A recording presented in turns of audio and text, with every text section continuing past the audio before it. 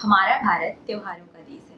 यहाँ हर ऋतु, हर परिवर्तन, हर अवसर को एक उत्सव के रूप में मनाया जाता है। इन त्योहारों की सबसे अद्भुत सुंदरता यह है कि लोग अक्सर यह नहीं जानते कि इनके पीछे छुपा है एक गहरा विज्ञान। हमारे पूर्वज इतने बुद्धिमान थे कि उन्होंने स्वास्थ्य और जीवन शैली को परंपरा का हिस्सा बना दिया। उन्होंने जाना कि ऋतु परिवर्तन पर शरीर कमजोर होता है, तो उन्होंने व्रत, उपवास और सात्विक आहार जैसा नियम बनाया। उन्होंने समझा कि मन को शांति चाहिए, तो उन्होंने भजन, कीर्तन और सामूहिक उत्सव को हमारी संस्कृति में पिरो दिया।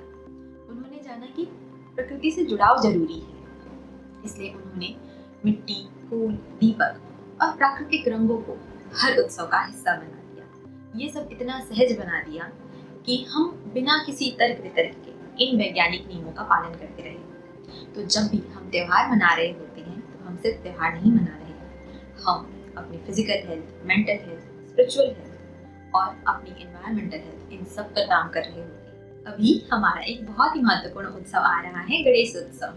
तो इस वीडियो में हम जानते हैं कि हमारे भगवान गणेश जी और आयुर्वेद, इन दोनों का आपस में क्या संबंध है। नमस्कार, मैं डॉक्टर चंद्रकांता साहू।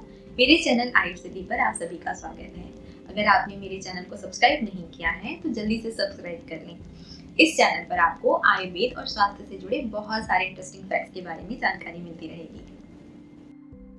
भगवान गणेश को जब हम देखते हैं तो देखते हैं कि उनका पूरा शरीर तो एक सामान्य मनुष्य की तरह है, और उनका सिर का भाग हाथी का है। एक मनुष्य के शरीर पर हाथी का सर, ये एक क्लासिक एग्जांपल है एडवांस्ड सर्जरी का, जिसे कि जीनो ट्रांसप्लांटेशन के नाम से जाना जाता है। जीनो ट्रांसप्लांट बेसिकली एक प्रोसीजर होता है जिसमें लिविंग सेल्स, टिश्यू या फिर ऑर्गन्स को हम एक स्पीसीज से दूसरे स्पीसीज में ट्रांसफर करते हैं। जैसे कि आप मान लें मनुष्य का है, उस पे किसी जानवर के सेल्स की ट्रांसफर हो जाए या किसी ऑर्गन का ट्रांसप्लांट हो, या कोई दो अलग अलग स्पीसीज भी हो सकते हैं।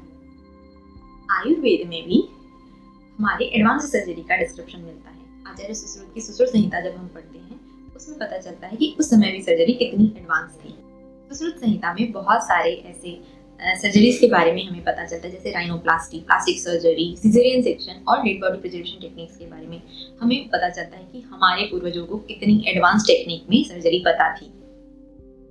जीनो ट्रांसप्लांटेशन जो टेक्निक है वो आज के साइंटिस्ट अभी भी कुछ स्पेसिफिक कंडीशन पर ही कर पाते हैं। अभी भी इस पर बहुत सारे रिसर्च चल रहे हैं कि कैसे हम एनिमल्स ऑर्गन्स को ह्यूमन पर यूज कर पाएं, जिससे ट्रांसप्लांटेशन के लिए जो हमें ह्यूमन ऑर्गन की शॉर्टेज होती है, हम उस मेजर प्रॉब्लम को एड्रेस कर पाएं।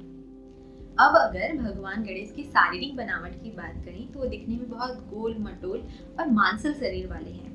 साथ ही उनका एक बड़ा सा पेट है, जिसके कारण उनका एक नाम लंबोदर भी है। बहुत ही तीक्ष्ण बुद्धि वाले देवता हैं। उनकी बुद्धि बहुत तेज मानी गई है सभी देवताओं में। साथ ही खाने में मोदक बहुत पसंद है, मतलब मीठा खाने के शौकीन है। ये सभी लक्षण अगर हम आयुर्वेद की नजर से देखें तो ये क्लासिकल एग्जाम्पल है एक कफज प्रकृति वाले व्यक्ति का। आयुर्वेद में प्रकृति का नियम कहता है कि आपका जो भी प्रकृति है, हमें उसके विपरीत आहार विहार करना चाहिए। अगर कफज प्रकृति का व्यक्ति कफज जनित आहार विहार लगातार करता रहता है तो उसे कफज रोग होने की संभावना रहती है। तो जब हम भगवान गणेश जी की पूजा करते हैं तो एक आपने मंत्र सुना होगा, गजाननम भूत गणाधि सेवितम कपित्थ जम्बु फल चारु भक्षणम उमा सुतम शोक निवारणम नमामि विघ्नेश्वर पाद पंकजम। इस मंत्र में हमें बताया गया है कि हमें भगवान गणेश जी को कपित्थ और जम्बू ये फल अर्पित करना चाहिए। ये दोनों ही आयुर्वेद में कफ शामक और मधुमेह की चिकित्सा में श्रेष्ठ कहे गए हैं। कपित्थ, जिसे कि हम सामान्य भाषा में कैथ कहते हैं, यह लघु और लेखनकारी, आयुर्वेद में इसका गुण बताया, लघु लेखन कर्म बताया गया है। ये लघु अर्थात पाचन में हेल्प करता है, लेखन जो आपके फैट को डिसॉल्व करने का, जो मोटे हैं जिनकी चर्बी बहुत ज्यादा है उसमें मोटापा कम करने में काम आता है। साथ ही साथ ये मधुमेह की जितनी भी औषधियां होती है जो आयुर्वेद बनती है, उनकी मेन इंग्रेडिएंट के रूप में कपित्थ को यूज किया जाता है। जम्बू फल, जिसे हम सामान्य भाषा में जामुन कहते हैं, इसके बारे में आयुर्वेद में कहा गया है कि यह लघु रुक्ष कसाय और शीत वीर्य द्रव्य है। तो यह कफ के साथ साथ पित्त जनित जो रोग हैं उन सब में बहुत अच्छा काम करता है। आयुर्वेद में बताया गया है कि इसके जो फल की गुठली होती है उसका चूर्ण मधुमेह के लिए उपयोग होता है। तो अगर आपको डायबिटीज हो चाहे ना हो, जामुन का फल जब भी आए आप जरूर खाएं। यह आपके कफज विकारों के लिए बहुत ही श्रेष्ठ होता है। हम भगवान गणेश को एक और चीज अर्पण करते हैं, दूर्वा, जिसे हम सामान्य भाषा में दूब घास कहते हैं। कहते हैं कि दूब के बिना भगवान गणेश की पूजा अधूरी होती है। इसके पीछे एक पौराणिक कथा मिलती है हमें। कहा जाता है कि अनुलासुर नाम का एक राक्षस हुआ करता था। इस असुर के अत्याचार से तीनों लोक में हाहाकार मचा हुआ था। सारे देवता बहुत त्रस्त थे। उन्होंने परेशान होकर भगवान गणेश से प्रार्थना की कि वे हमें इससे मुक्ति दिलाएं। भगवान गणेश और अनलासुर का एक भयंकर युद्ध हुआ, जिसमें भगवान गणेश ने उस अनलासुर को निगल लिया।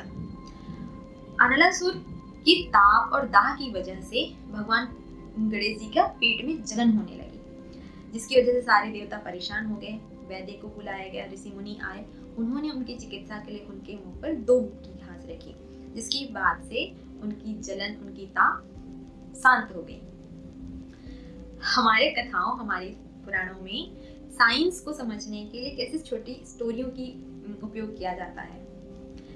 आयुर्वेद में भी दुर्वा का सेम कॉन्सेप्ट बताया गया है। आयुर्वेद में बताया गया है कि दुर्वा शरीर के दाह ताप को समन करता है। अगर आपके पेट में जलन है, बहुत एसिडिटी हो रही है, तो दुर्वा बहुत ही श्रेष्ठ होता है, पित्त समन का कार्य करता है। साथ ही इसके अलावा अगर आपको कहीं ब्लीडिंग हो रही है तो भी दुर्वा का रस लगाने से वह खून रुक जाता है। अगर आप किसी ऐसे स्थान पर हैं, जैसे कहीं जंगल गए हैं, कहीं बाहर घूमने गए हैं, जहाँ अचानक आपको कट लग गया, ब्लीडिंग बहुत हो रही है, आपके पास कोई मेडिसिन नहीं है, तो आप आसपास उगे दूबी के घास को ले सकते हैं, उसके स्वरस को लगाएं, ये आपकी ब्लीडिंग रोकने में हेल्प करेगा। इसके अलावा कई लोगों को नेजल ब्लीडिंग हो जाती है, खासकर कि पित्तस प्रकृति के व्यक्ति जो या हाइपरटेंसिव व्यक्ति होते हैं, उनको नेजल ब्लीडिंग हो जाती है। उनको अगर वो दूबी के घास का स्वरस लगाते हैं, रस लगाते हैं, तो उसमें भी उसमें आराम मिलता है। ये उनके पित्तज, उनकी उष्णता को कम करता ही है, साथ ही साथ ब्लीडिंग को भी रोकता है। इसके बाद अगर हम बात करें उनके वाहन की, तो वो होता है छोटा सा चूहा। चूहे की प्रकृति तो आपको पता ही होगी, बहुत छोटा सा होता है और बहुत ही चंचल होता है। एक ही क्षण में तुरंत इधर से उधर भाग जाता है, बिल्कुल हमारे मन की तरह। भगवान गणपति का वाहन मूसक हमारे मन को बताता है। जिस तरीके से हमारी मन की भावनाएं, मन की लालसाएं, इच्छाएं कभी खत्म नहीं होती है, तुरंत क्षण क्षण में बदलती रहती है। भगवान गणेश इस पर सवार होकर हमें ये शिक्षा देते हैं कि हमें अपने मन को, अपनी इंद्रियों को संयम पर रखना चाहिए, तभी हम आरोग्य और सुख को प्राप्त कर सकते हैं। मानसिक अस्वस्थता आगे जाकर शारीरिक रोग का कारण बनती है। आज के वीडियो में आप जान ही गए होंगे कि भगवान गणेश का उत्सव सिर्फ भक्ति का नहीं, बल्कि हमें आयुर्वेद, स्वास्थ्य और प्रकृति प्रेम की भी शिक्षा देता है। आज के वीडियो में इतना ही। आज का वीडियो आपको कैसा लगा मुझे कमेंट करके जरूर बताएं, और आप आयुर्सिद्धि को सब्सक्राइब जरूर कर लें। इस चैनल पर आपको आयुर्वेद और लाइफस्टाइल से जुड़े इंटरेस्टिंग फैक्ट्स जानने को मिलेंगे। इसके अलावा अगर आप कोई हेल्थ इशू फेस कर रहे हैं और कोई आयुर्वेदिक सलाह चाहते हैं, तो आप मुझसे सीधे संपर्क कर सकते हैं। इसके लिए मेरा नंबर आपको डिस्क्रिप्शन बॉक्स पर मिल जाएगा।